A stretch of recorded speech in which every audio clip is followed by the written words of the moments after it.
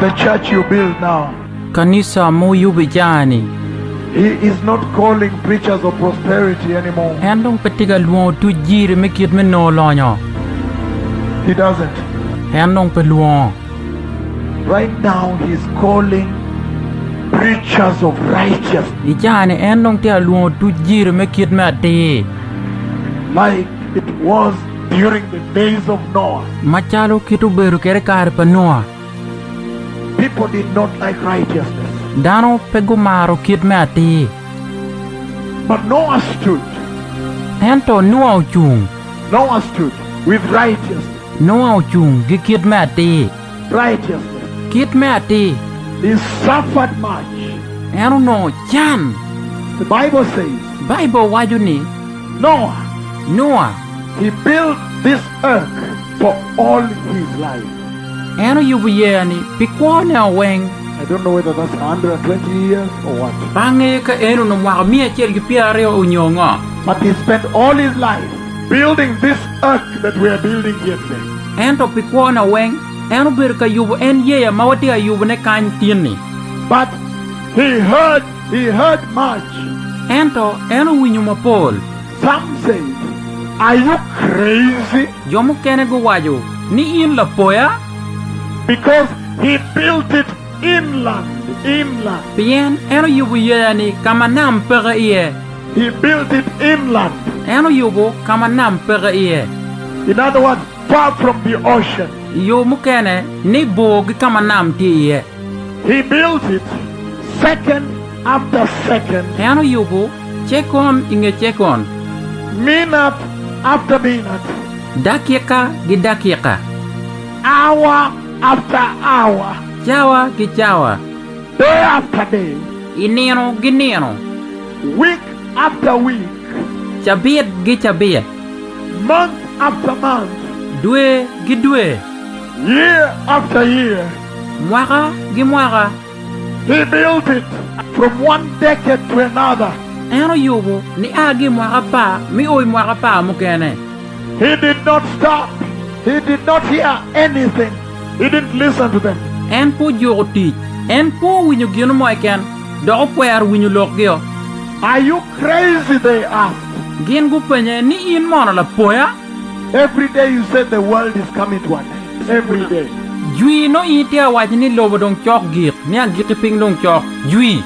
Every day you say it's coming to an end. Jui no itia waj ya git ping dong chok. 1 year comes and goes. Mwaka bino chikaro. The ridicule. Chach. The mockery. Ngala. The slander. Lok goba. Blackmail. Balu nying. Abuse. Yet. He just continued on. Soldiering on. En mero mera nyim giti. Soldiering on. Eno mera. He knew that one day this righteousness will pay. Eno ngayon ni.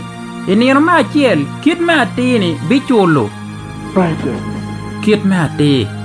And then, when the time came for him to enter inside now, Dong makaro romo ire. Medonyo iyeya dong. the day has arrived now to enter. Nino no do romo. Medonyo. They saw him begin to gather the animals of the earth. Gunero kadong eno chako goro le mebilobo ni. And they said in Swahili, sasa ndio kichwa yake imeruka kabisa. Chigo wajo gilep Swahili. Ni chane dong wio bale adada. This is when he has really run crazy now. Chane yado dugula poya dada. He's gathering animals to enter with. En tiga choko le. Medonyo kwetgi. And he entered there. En udonyo iyeya. The smell of animals. Ngwech le. The smell of wild animals. Ngwech le tim. When the Lord said, enter, Karuot wajo ni dony. the Bible says in Spanish, Señor mismo. Bible wajo ilep Spaniol ni Señor mismo. The Lord himself shut the door. Ruot en kikume ayew lor dogola. Not Noah. Noah ko. Not Noah. Noah ko. The Lord himself went and shut the door. Ruoth en kikume ayeo chero chiu loro dogola. Not Noah. No ako. That is the day to enter. Eno aye nino medonyo. And when he entered with animals, and for Christ's sake it is so warm. Karma eno donyo iye gile. Pi Kristo iye no liet mamor mor. The rain did not come immediately. Kot peu bieno chot chot. You thought 120 years is so much trial. Itamoni mwaka mia chiel gi piario ayo berno atema madit totwal. Then you entered the real trial. Dong ini donyi I atema me ada. People see you entered and locked yourself there. Dano neno inde donyo chi lor wiyo kuno. The first 2 hours they said, that's all right. Ingecha ario gewajeni deni food bear. Just a moment. Kong manok. Day 1 down. Nino me achiero karo. What's going on here? Ngo matia time kany. Day 2 down. Nino me ario karo. The real trial was this one. Atema ikume ayedong eni. I have entered and it's not raining. Anda donyo eto kot mo pe achwe. Day 3. Nino me adek. After that, Iyunge eno ni. heavens opened and the rain, wah, Polo uyape chidong kot wa koro chwe. came down. Uchwe oko. And it rained. Chidong uchwe. It rained. Uchwe. It rained. Uchwe. The door was already shut. Dogola unodong giloro. Closed. Allora. The Bible says Jesus himself spent a lot of time teaching this. Bible wajoni Yesu kikume okwanyo kar mapol kun fonyo koman. Knock, it shall be opened. Duong chigi biyabu. Knock, Duong it shall be opened. gibi yabu. But when I read Matthew, Ento ka kwano bukpa Matayo. Matthew 25, when I read verses 10 to 11, it shocks me. Matayo chura piare wabich. Ka kwano tienga pa ni oya par chiel. En poyo kuma. The same Jesus. En Yesu achiel lu. Verse 11. Later, the others also came. Sir, they said, open the door for us. Tienga par chiel. Lachien anyira cha malumingi. Gubieno. Kun gibago dogini. Ladit. Yap dogola bot wado. The other versions say, Lord, Lord. Iloka choy mukene wajoni. Ruot. Lord, Lord. Ruot. Open the door for us. Yap dogola bodwa.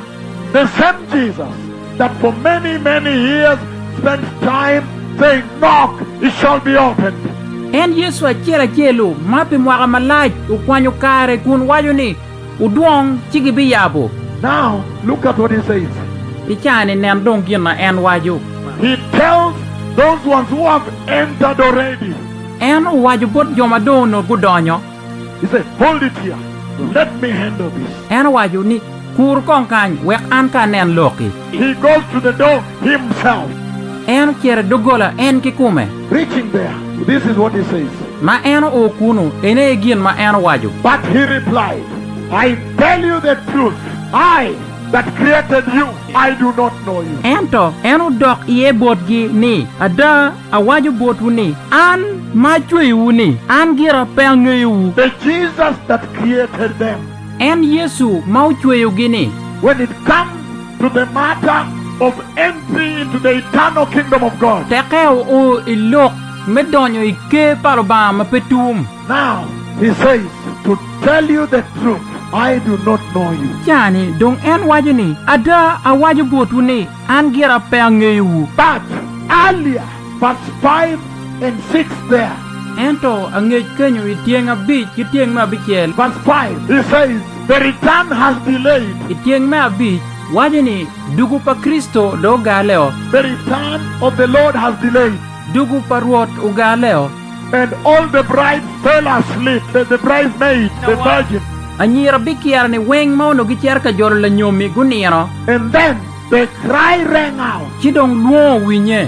Hey, Hey, look, the Messiah is coming. Nenu la ladong tiga bino. And when that cry rang out, Dongi kare ma wo no winye. everybody wake up and begin to trim the wick. Dano wengo a malo chigu chako yubu tol targi. Then the foolish church finds out that it does not have oil in its lamp. Chidong kanicha ma ming do no ne ende pegi moi tarane. The same Jesus who preached over and over again Yechu achera chelu mo ber katirne kun nuoyo dok nuoyo. that ask, it shall be given. Ni upenyu chigi biminu. But when it comes to the matter of entry, Ento ku oi lok me donyo. the destituted, the disadvantaged, the poor, Joma megipe, joma luchan. they go to ask the wealthy, the advantaged, Gin go chiaro ka lego ne botlu lonyo. Joma megitie. and they are not given.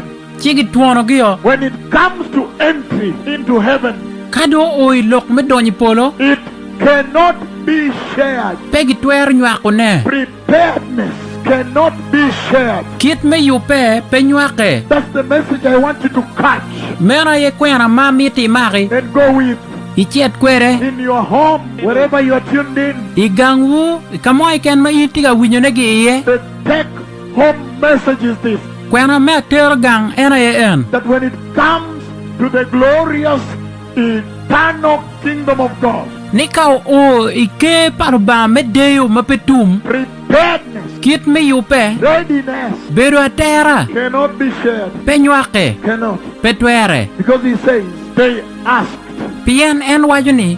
Gin gulego. and they were denied. Ento gituono gyo. Precious people, Dano mamonya. prepare alone. Yupe keni. Prepare yourself alone.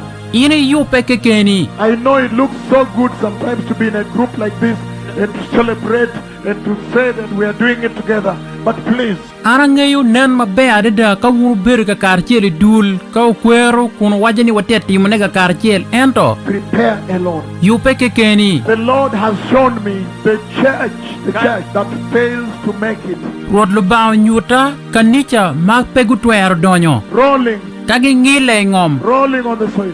Gingile ngom. And he made me to roll like that, Eno wero arangile kumeno. rolling and grinding my teeth Angile kuna worgi kayo laga. and weeping Kun bena kok. and wailing Giredu gikoro. and crying, Gibena koro. rolling and wailing. Ngile gikoro mater. Listen, Winyu. I told you that when he saw the faith of the centurion, Chona wachu ni ikar ma eno neno ni ye pa la dirt ma loy wiya chikar ni. then he called the Gentile reminder. Chi eno luon ni roche palurok. God can replace. Lubanga tuer loko ne. He can replace. En tuer loko ne. Be careful. Umire guake. Prepare. Yupe. Take a spiritual audit about your life. Ke ngi kong iyo me chwin. Kit makuo ni tikere. Say to yourself, I am a pastor. Kong ini wachi kekeni. Ni ana tila kwat. Say to yourself, I am a pastor. Wach kekeni. Ni ana la kwat. But will I enter first Ento. Tira mono. Ana bedonyo mukwa. before I bring in the sheep? Mafut an pa kelo romi gudonyo. Make sure you enter first. Tim tek. Kong ikwong donyo. The immorality of this world Kwele gitima bo mi loboni. is deceptive and delusionary Vola dok ruenyo dano nono. and no value Dok bene konye pere. and useless. Bene tiche pe. The immorality of this world. Kwele mi loboni. The first sin you need to shut the door on Bal mukwon mamiri lo do gole iye. is sexual lust, Ena ye miri mi kwele. sexual immorality. Bal mi kwele giabo. Once you shut that, Ka yinde loro eno ni wako. then you go ahead and shut all the others. Chidong iri meta nyimde lor mukene ni weng. Lying Goba. and everything. Gip mukene ni weng. Prepare. Yupe. He that speaks with you here, En ngat matiga lok kwedwi chani kanyi. he has seen the Messiah coming. Eno neno kala la tiga bino. And then he also showed me the type of church he took. Kadong en beno nyuta kit kanicha ma eno kwanyo. And you know, for me, he gave me so much detail. Dong iningeyo yubora en mina gin matut. I have so much detail. If I gave you, it can startle you. Ana tigi mapol maka mini wu poyo wo. But anyway, Ento dong mere he takes the church towards one corner of the earth. en tiyo kanicha tergi yutu ituok lobo tungchiel. In that very corner, En tuok loba chel nu. where he stood like this, Kama eno chung kuman. with nail-pierced hands, Giche mau no gigur chumani. and blessed them. Chiu mene gigum. And then a cloud appeared like this. He lifted him up. Chipolo bino tio eno tere malo. He drove the church there. Kuno ye eno choka ni chau tero ye. There must be a portal there. Kuno to mirobeti tiegi dogola me donyi polo. I have seen the church taken. Tiku neno kaka nicha giteru. The church I saw taken was a holy church. Kanicha mana neno giteru uno kanicha maleng. Precious people, Dano mamonya. this is the wonderful opportunity to prepare. Eni ye kar mabe me yupe. You will not tell the Lord, look, I was a busy lawyer. Baby waji gi ruoti nen anu na beru gi loya matiche duong. You just prepare now Indong yupe mere chani. and have zero tolerance to sin. Dok bena pe ye kit winya gi bal moiken. The coming kingdom of this mountain Ke matiga bino pagoti. is a durable, eternal kingdom. Era ye ke mari dok pe gagikine. It pays to use this short time we have on the earth, short, Adukine be kawatiyu gi kar machik amo tikere lobani. to prepare for this eternity. Me yupe pi kwa mapetumi. Precious people, Dano mamonya. may the Lord bless you. Ruotu on gumi kumu. May He prepare you. Enu yupu. Okay, if anybody feels like they want to return to the Lord, Dong ka ngatu mo ti kinwu mawinyu gi chunye ni en mieti dok chen bor ruot. for those who want to return to Jesus, Joma gi miro dok chen bot yechu. say, blessed Jesus, Wachi yechu makume gum. I repent of all sin Angut pi balweng. and turn away from wickedness. Doa ao gi tim maraju. And receive you once more Doa joli kudojo. as my Lord Machalo ruoda. and my Savior. Gila lana. Please help me Tim kijay konya. and anoint me Doki wira. with the Holy Spirit. Gi chwiny maleng. In the mighty name of Jesus, Inying madit pa yechu. I am born again. Alare oko. Thank you, Jesus. Apoy yechu. Amen. Amen. The Lord bless you. Ruot pumiti ugum.